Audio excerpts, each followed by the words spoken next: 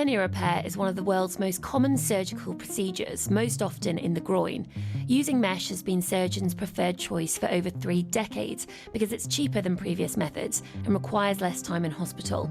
It also appeared to reduce complication rates and the chances of a hernia returning. More than 20 million operations are performed globally every year. In England, it's around 100,000. The majority go well. The hernia mesh industry is worth billions of pounds, but as the number of devices has rapidly increased, regulation has not. Hi, Chris. Hi, Anna. Hi, how are you? Good, thanks. How are you? Christy Armitt is a chemist who focuses on plastics. He's been an expert witness in vaginal mesh lawsuits in the US, where he lives. What happens when mesh is implanted in the human body?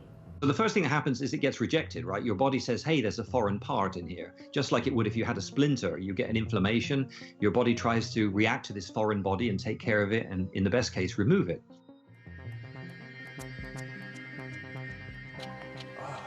For most, this initial reaction subsides, but for some, like David Ellis, who we interviewed in 2018, the reaction continues. Over months or years, the mesh can weaken. It can become sharp, cutting into tissue and nerves, making the simplest of movements extremely painful. Most mesh products are made from the plastic polypropylene. Part of Chris's job is rigorously testing plastics to see if they're suitable and safe to be used in household items. He was stunned when he discovered how little long-term testing had been done on some mesh devices. Designing dishwashers or vacuum cleaners or automotive parts, you go really nuts with your test. You have your brand reputation and the safety of your customer in mind. So to think that that wasn't done in the medical case is especially shocking. Why should people be listening to you when you talk about mesh? 2 reasons. One is I've spent my whole life in plastic materials and I'm considered a world expert in it. And secondly, I have no motivation to favor one side or the other. I'm speaking to you unpaid because I think the public deserve to know the truth. This programme has been contacted by nearly 300 people who've experienced problems following a hernia mesh repair. Complications include chronic pain, infections, mesh erosion and organ perforation.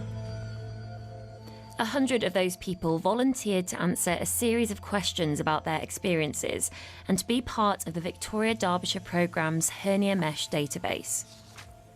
Our 100 contributors come from across the UK. The youngest is just 12 years old, the oldest 79, and we've had some really distressing cases. Athletes who can no longer compete, parents who can't carry their children, and people who are once active, now housebound, lonely, and have told us they often feel suicidal because of the pain. Rosanna Clarkin's story was one of the most shocking. She had a hernia repair in 2015, but had no idea doctors had used mesh on her. She says she was told recovery would take weeks. The mum of 2 delayed her wedding for 2 years, hoping the pain would go.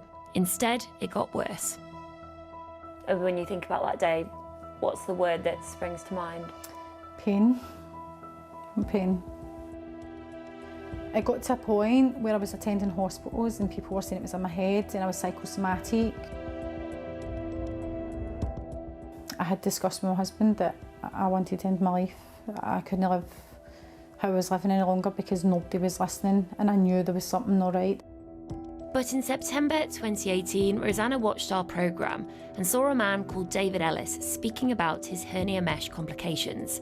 His symptoms were similar to hers.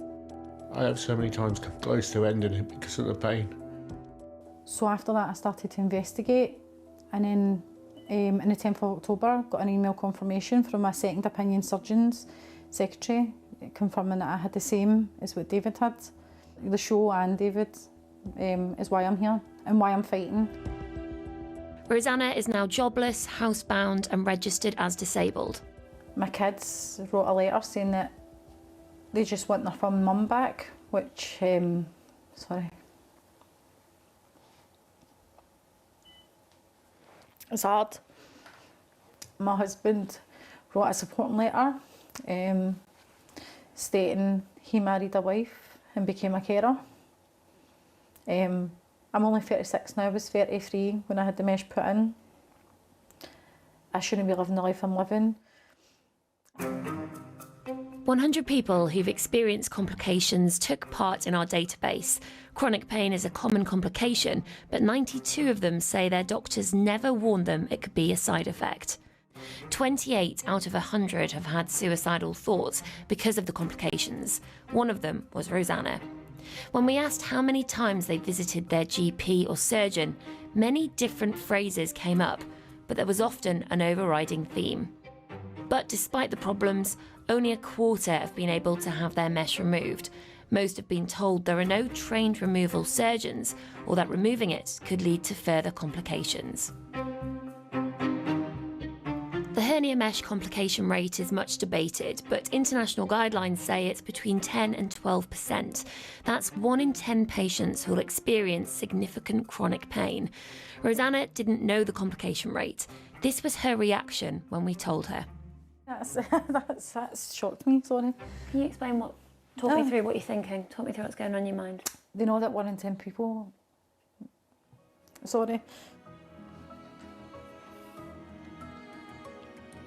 So they're playing the lottery with their lives. It's a risk they're willing to take. Thank you for your messages. Charlie tweets this. It's heartbreaking for me to have a 29-year-old boyfriend reduced to tears on a daily basis because of the chronic pain he's been in for nearly 2 years. Doctors don't care, and he now has to leave his trade as a mechanic because he cannot work anymore. He is 29.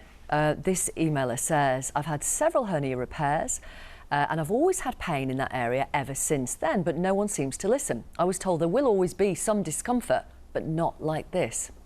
This texter says, I had mesh in my pelvis for a hernia when I was 25 and it's never caused me any issue.